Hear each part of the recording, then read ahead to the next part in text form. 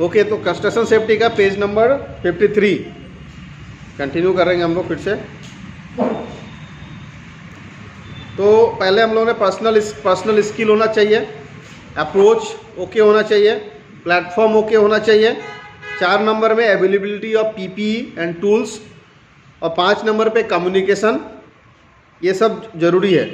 ठीक है, यानी कि देखो इसमें क्या क्या पर्सनल स्किल, यानी कि जो बंदे जहाँ पर चढ़ के काम करेंगे वो ट्रेन होने चाहिए, जहाँ पे चढ़ के काम करेंगे वो जगह अच्छा होना चाहिए, प्लेटफॉर्म अच्छा होना चाहिए, पर्सनल प्रोटेक्टिव इक्विपमेंट, क्या क्या आएगा उसके अंदर, पीपी के अंदर क्या क्या आ जाएगा, क्या क्या आएगा, safety helmet, safety harness, full body harness, safety शू।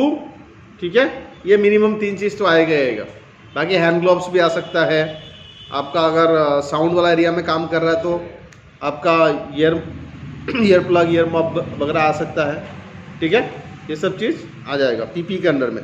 कम्युनिकेशन होना बहुत ज़रूरी है। कम्युनिकेशन यानी कि 2 वे कम्युनिकेशन। ऊपर में जो बंदे चढ़ के काम कर रहे हैं उनको कोई इशू होगा तो नीचे कैसे कम्युनिकेशन करेंगे, या तो वॉकी टॉकी होना चाहिए, मोबाइल होना चाहिए, है ना, या फिर और भी किसी तरह का कम्युनिकेशन होना ज़रूरी है। किसको कम्युनिकेट करेंगे, सुपरवाइजर कौन है, इंजीनियर कौन है, कौन सा प्रॉब्लम के लिए किसको फ़ोन करना है, ये सब चीज़ उनको ट्रेनिंग में बताना पड़ेगा आपको। ठीक है, हमारा मकसद है किसी भी तरह का हादसा नहीं होना चाहिए, एक्सीडेंट नहीं होना चाहिए। ठीक है, page number 54, permit shall be used only if the findings of the above checks satisfy the issuing authority. यानी कि ऊपर का जितना भी हम लोगों ने पॉइंट्स पढ़ा 1 2 3 4 5, अगर सब ओके मिलता है तभी परमिट इशू होगा, नहीं तो परमिट इशू नहीं होगा। ठीक है, कंटिन्यूअस फॉल प्रोटेक्शन। ठीक है, कंटिन्यूअस फॉल प्रोटेक्शन ऑलरेडी मैंने बताया कि फॉल प्रोटेक्शन क्या होता है, यानी कि ऊंचाई पे काम करते वक्त वर्कर्स को और मटेरियल्स को नहीं गिरने देने का जो तरीका है, जो सिस्टम है, वो वहाँ पे इम्प्लीमेंट करना, एस्टैब्लिश करना, उसी को हम लोग कंटिन्यूअस फॉल प्रोटेक्शन कहेंगे। ठीक है, systematic approach to continuous fall protection, eliminate fall hazards. अब एलिमिनेट फॉल हजार्ड्स में क्या आ जाएगा, एलिमिनेट फॉल हजार्ड्स। एलिमिनेट का मतलब क्या होता है, हटाना, रिमूव करना। ठीक है ना, तो फॉल हजार्ड्स को कैसे एलिमिनेट किया जाएगा, सबसे पहले हम लोग ये कोशिश करेंगे कि ऊपर में चढ़ के मैनुअली अगर काम नहीं किया जा सकता है क्या, ऐसा हम लोग कुछ ऑप्शन है क्या हमारे पास कि हमको ऊपर आदमी भेजने की ज़रूरत नहीं है, हम लोग मशीन से कुछ काम कर सकते हैं, या नीचे से ही कुछ और अरेंजमेंट करके किया जा सकता है क्या। फर्स्ट हजार्ड कंट्रोल का जो हायरार्की होता है, क्या क्या हायरार्की में क्या था, हजार्ड कंट्रोल करने का स्टेप क्या क्या था, 1 2 3 4 क्या था, एरिकपीडी, eliminate the hazard, isolate the hazard, उसके बाद क्या था, रिड्यूस द हजार्ड, उसके बाद पर्सनल प्रोटेक्टिव इक्विपमेंट, उसके बाद क्या था, डिसिप्लिनरी एक्शन। तुम लोग बोलता नहीं है क्यों, जब मैं बोलता हूँ तो मन में रहता है या ओवर कॉन्फिडेंस है। ही इज रिपीटिंग ना, एरिकपीडी, why you are not repeating the words, I mean you forget, आप भूल गए या मन में है, बोलना नहीं चाहते हो, हेजिटेट करते हो।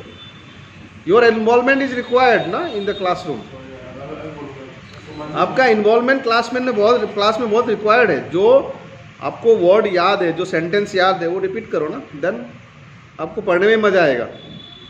और सारा फॉर्मूला पहले क्लियर हो चुका है कि हजार्ड कैसे कंट्रोल करना है, हजार्ड क्या होता है, रिस्क असेसमेंट कैसे होता है, सब कुछ ये हो चुका है, आपको बता चुके हैं हम लोग ना। कहाँ पे थे, eliminate fall hazard. Yes, eliminate fall hazards, यानी कि हायरार्की ऑफ द, जैसे हम लोग बताते हैं कोई भी हजार्ड है तो हजार्ड क्या है यहाँ पे, फॉल हजार्ड है। तो फॉल हजार्ड को हम लोग कैसे कंट्रोल करेंगे, एलिमिनेट द हजार्ड, उसके बाद आइसोलेट द हजार्ड, हाँ, उसके बाद क्या था, रिड्यूस द हजार्ड, है ना। तो जो hierarchy of the hazard controlling का जो सिस्टम है, कोई भी हजार्ड हमको दिखाई देगा तो हम क्या, हम एक नॉर्मल आदमी की तरह नहीं सोचेंगे, हम एक safety officer, trend safety office supervisor, क्योंकि हमने 1 साल का डिप्लोमा किया है, तो हमारे सोचने का तरीका जो बाकी लोगों के सोचने का तरीका से अलग तरीका होगा। पहले हम लोग क्या सोचेंगे, एलिमिनेट द हजार्ड, है ना, सीधा है ना, हेलमेट पहन के हार्नेस पहन के काम करने चला गया, है ना, वो तो कोई भी सोचेगा, वो तो वर्कर भी सोचेगा। लेकिन आप एक ट्रेंड सेफ्टी सुपरवाइजर है, आप ट्रेंड सेफ्टी ऑफिसर हैं, तो आपको पहले इंजीनियरिंग कंट्रोल के बारे में सोचना है, ठीक है, सोचना है, करवाना किसी और से, आपको नहीं करना है। वहाँ पर सिविल इंजीनियर है, मैकेनिकल इंजीनियर है, एक्सपर्ट्स हैं, लेकिन आपको एडवाइस करना है उनको, है ना, कि सर आप ऐसे नहीं डायरेक्ट हार्नेस पहना के, सेफ्टी हेलमेट पहना के, शूज़ पहना के काम करवाओ, ऐसा नहीं है सर। पहले इसको आप वहाँ पे अच्छा से प्लेटफॉर्म बनवाओ, उसका डिज़ाइन करो, उसका लोड कैलकुलेशन करो, ये एडवाइस आपको देना है, मैनेजमेंट को देना है। करेंगे तो करेगा तो मैनेजमेंट ही करेगा, आपको नहीं करना है, लेकिन आपका इन्वॉल्वमेंट होना बहुत ज़रूरी है, ठीक है। आपको सेफ्टी ऑफिसर अपॉइंटमेंट हो गया और आपके सामने सारा अनसेफ काम चल रहा है, उनके हिसाब से काम चल रहा है, जो पहले वो लोग इधर उधर, क्योंकि उनको नहीं पता था, उन्होंने सेफ्टी का डिप्लोमा नहीं किया है, आप नहीं किया है, उनको सेफ्टी का कानून के बारे में नहीं पता, आपको पता है, इसलिए आपको रखा गया है कि आप उनको बताएंगे, उनको समझाएंगे, ठीक है ना। तो एलिमिनेट द हजार्ड, उसके बाद प्रिवेंट फॉल्स, ठीक है, कंट्रोल मेजर्स, क्या क्या कंट्रोल मेजर्स लेंगे तो फॉल नहीं होगा, नहीं गिरेगा वहाँ से, वो सब के बारे में सोचना है। पेज नंबर 55 में use the proper fall arrest equipment, preparing written fall protection plan, preparing written fall protection plan, writing में नंबर 1, नंबर 2, नंबर 3, ये करना है, ये नहीं करना है, ये करना है, ये नहीं करना है, डूज एंड डोंट्स आपको बनाना है, स्टेप्स बनाना है, 1 2 3 4 5 स्टेप्स बनाना है, ठीक है। ट्रेनिंग एम्प्लॉइज, जितने भी बंदे उस वर्किंग एट हाइट पे इन्वॉल्व है, चाहे वो सिविल सुपरवाइजर हो, चाहे मैकेनिकल सुपरवाइजर हो, चाहे उसका इंजीनियर हो, चाहे वर्कर्स हो, चाहे ट्रेंड वर्कर्स हो, चाहे नॉन ट्रेंड वर्कर्स हो सकता है कि आप एक एम्प्लॉय को लेके आए, किसी और कंपनी में बहुत साल से काम कर रहा था, लेकिन वो उस कंपनी में था, आपके कंपनी में नया है, चाहे वो कितना भी ट्रेंड हो, आपकी कंपनी के लिए वो नया है, यानी कि आपको अपनी कंपनी का सिस्टम, अपना ट्रेनिंग उसको देना जरूरी है, ठीक है ना। एक इंजीनियर है, 10 साल का एक्सपीरियंस है, कोई प्रॉब्लम नहीं है वो, लेकिन किसी और कंपनी में एक्सपीरियंस था, वो आपको मदद मिलेगा उस एक्सपीरियंस का, लेकिन वो आपकी कंपनी के लिए नया बंदा है, ठीक है ना। तो आपको अपना ट्रेनिंग उसको देना जरूरी है, लगभग मटेरियल सेम रहेगा, ट्रेनिंग मटेरियल, लेकिन कंपनी का नाम अलग रहेगा, प्रोजेक्ट का लोकेशन अलग रहेगा, हो सकता है वहाँ हजार्ड कुछ अलग तरह का हजार्ड हो, तो सारी चीज़ें आपको उसको बताना पड़ेगा।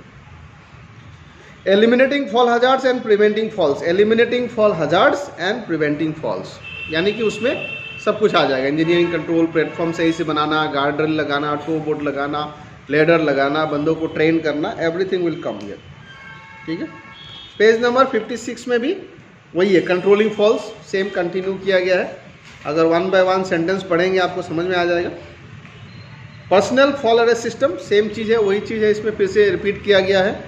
Page number 57 retractable life lines, life lines का मतलब क्या होता है,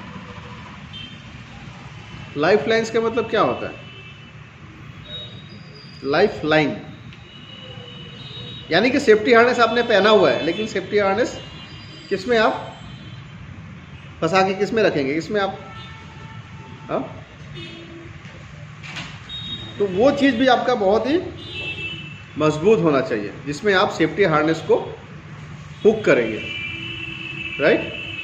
तो उसका भी लोड कैलकुलेशन है, उसका भी इंजीनियरिंग लोड कैलकुलेशन है, आपका बॉडी का वेट कितना है, आपका सेफ्टी हार्नेस जब गिरेगा, आप जब गिरोगे, आपका मेन मकसद क्या है, सेफ्टी हार्नेस पहनने का क्या मकसद है, जब आप गिरेंगे ऊपर से तो आपको वो क्या करेगा, हैंग करेगा, आपको नीचे नहीं गिरने देगा, है ना, यानी कि वो रस्सी किसी में बंधा हुआ रहेगा, है ना, राइट। तो आपका सेफ्टी हार्नेस का जो लेन यार्ड है, वो लेन यार्ड किसी में हुक करना पड़ेगा आपको, मैंने दिखाया था ना वहाँ पे सेफ्टी हार्नेस है, लेके आइए सेफ्टी हार्नेस लेके आइए, सेफ्टी हार्नेस लेके आइए, वो रहा लेके आइए,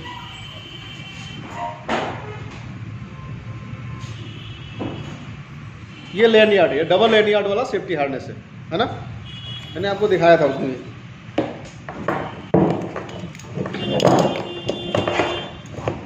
है ना। तो ये डबल लेनियार्ड का है ना। ये आपको कहाँ, ये कहाँ लगाएंगे आप, ये कहाँ पे लगाएंगे आप? हाँ जी, दैट इज लाइफ लाइन, जिसमें आप फंसाएंगे, ठीक है। ये कोई परमानेंट स्ट्रक्चर हो, ठीक है, या फिर आपको लाइफ लाइन अरेंजमेंट करना पड़ता है। जैसे उस दिन हम लोग गए थे प्रोजेक्ट विजिट में, तो क्या था वहाँ पे उन लोगों ने एक क्या किया था, वायर सीलिंग को बांध के रखा हुआ था, यानी कि एक मजबूत ऐसा वायर रोप, ठीक है, जो कि उसमें आप इसको हैंग कर सकते हो, यानी कि आप ये हैंग रहेगा, और अगर आप गिरते हो तो आपको ये जो हार्नेस है, ठीक है ना, ये जो नीचे का जो पार्ट है, ये वाला जो पार्ट है, ये पार्ट क्या होगा, ये पार्ट आपको बॉडी को हैंग करेगा, यानी कि लटका देगा, और आप नीचे ज़मीन पे नहीं गिरोगे और आप बच जाओगे। तो हम लोगों का मकसद वही है ना कि इसको पहन के घूमना थोड़ी है। वहाँ पे क्या हम लोग वो क्या कर रहे हो, हाँ, फैशन डिजाइनिंग थोड़ी है वहाँ पे कि इसको पहन के, हाँ पीपी पहना हुआ है, हाँ कंपनी बहुत अच्छा है, हाँ सब लोग हेलमेट भी पहना है और ये भी पहना हुआ है। पहनने से क्या होगा, इसको बांधेगा कहाँ, ठीक है ना। हमको उस लेवल पे सोचना है, हमको दिखाना नहीं है किसी को, है ना। तो दैट इज इम्पोर्टेंट थिंग। तो इसका भी लोड कैलकुलेशन होता है, इसका ये कितना वेट, इसका ये कितना वेट ले सकता है, ये सब का ये सब इसका स्पेसिफिकेशन पढ़ेंगे ना तो आपको सब मिलेगा। कौन सा स्टैंडर्ड है, आईएस स्टैंडर्ड पढ़ेंगे, इसका कितना लोड होना चाहिए। जो अच्छे क्वालिफाइड सेफ्टी ऑफिसर हैं, जिसको इसमें और आगे जाना है, तो आपको थोड़ा R&D करना पड़ेगा। R&D का मतलब रिसर्च एंड डेवलपमेंट। तो डेवलपमेंट आप करें चाहे ना करें, दूसरों का, खुद का डेवलपमेंट तो कर ही सकते हैं। नॉलेज का डेवलपमेंट, नॉलेज गेन करना है आपको, ठीक है। अब इसको सेफ्टी हार्नेस आप गूगल में मारिए, कौन सा आईएस स्टैंडर्ड है, आपको पता चल जाएगा। और उसको डाउनलोड करिए, उसका रिक्वायरमेंट पढ़िए एक एक करके, जितना भी पीपी जो मिनिमम पीपी है, हेलमेट का क्या है, शूज़ का क्या है, हार्नेस का क्या है, आई ग्लास का क्या है ना, ईयर मफ कैसा होना चाहिए आईएस स्टैंडर्ड का। मैंने पीपी का क्लास में बताया था आपको, तो जो मैंने हैंड रिटन नोट्स आपको दिखाया था, उसमें बहुत सारा मैंने दिखाया था आपको। तो ये सब चीज़ आपको ध्यान रखना है। Page number 58, ladder safety system, safety net system, ठीक है। सेफ्टी नेट सिस्टम क्या होता है, ऊपर में काम चल रहा है, नीचे आप एक नेट लगा सकते हो मटेरियल फॉल से बचने के लिए, या फिर आदमी कभी गिरता है तो नेट पे ही हैंग हो जाएगा पूरा। ऐसे बहुत ज़्यादा वर्किंग एट हाइट होता है तो लगाते हैं, वो भी एक एक्स्ट्रा सेफ्टी प्रिकॉशंस है। Life line installation, most common and most dangerous fall hazards. आपको लाइन बाय लाइन जाना है, लाइन बाय लाइन पढ़ना है, और you have to highlight if you are not understanding any points from the book. मैं bullet point आपको बता रहा हूँ, इसमें मेन पॉइंट्स टॉपिक कवर करो। जैसे कि आप इसमें पढ़ाई किया एंकोरेज, अभी एंकोरेज यहाँ पे पेज नंबर 59 में है, पहले भी मिला था, तो काफ़ी चीज़ रिपीट हुआ है इसमें। तो एंकोरेज के बारे में फिर से बताने की ज़रूरत नहीं है, यहाँ पे ऑलरेडी है, ठीक है ना। Page number 60, erecting and dismantling scaffolds. Erecting and dismantling यानी कि स्ट्रक्चर को बनाना, टेम्पोररी स्ट्रक्चर को, और फिर उसको खोलना, डिसमेंटल करना, ठीक है, उसको डिसमेंटलिंग बोलते हैं। काम हो गया, उसको गिराना है, डिसमेंटलिंग करना है। वर्किंग इन कॉन्फाइंड स्पेस, मैंने आपको कॉन्फाइंड स्पेस का अलग से क्लास लिया था इंडस्ट्रियल सेफ्टी में, उसमें वो चीज़ कवर हुआ है, ठीक है। कॉन्फाइंड स्पेस यानी कि जहाँ पे आने जाने का रास्ता एक ही है, उसके अंदर भी कभी इसका फोल्डिंग की जरूरत पड़ सकता है। बड़ा टैंक है, बहुत सारा वाटर टैंक, बहुत बड़ा वाटर टैंक है, अंडरग्राउंड वाटर टैंक है, उसके अंदर कुछ रिपेयरिंग का काम चल रहा है, 20 फीट का हाइट का वाटर टैंक है, तो उसमें भी इसका फोल्डिंग चाहिए, है ना, उसके अंदर भी इसका फोल्डिंग चाहिए। तो वहाँ पे किस तरह का प्रिकॉशंस आपको लेना पड़ेगा, सारा काम वही रहेगा, बस उसमें क्या रहेगा, ऑक्सीजन डेफिशिएंसी है क्या वो चेक करना पड़ेगा, आने जाने का एक्सेस को चेक करना पड़ेगा, रेस्क्यू टीम बराबर रखना पड़ेगा, कम्युनिकेशन के लिए वॉकी टॉकी, रेडियो, मोबाइल जो भी है वो आपको अरेंजमेंट करना पड़ेगा। तो ये सब चीज़ उसके अंदर आ जाएगा, ठीक है। तो यहाँ पे हम लोग ख़त्म करते हैं आज पेज नंबर 60 में, 61 हम लोग बाद में कंटिन्यू करेंगे, ठीक है।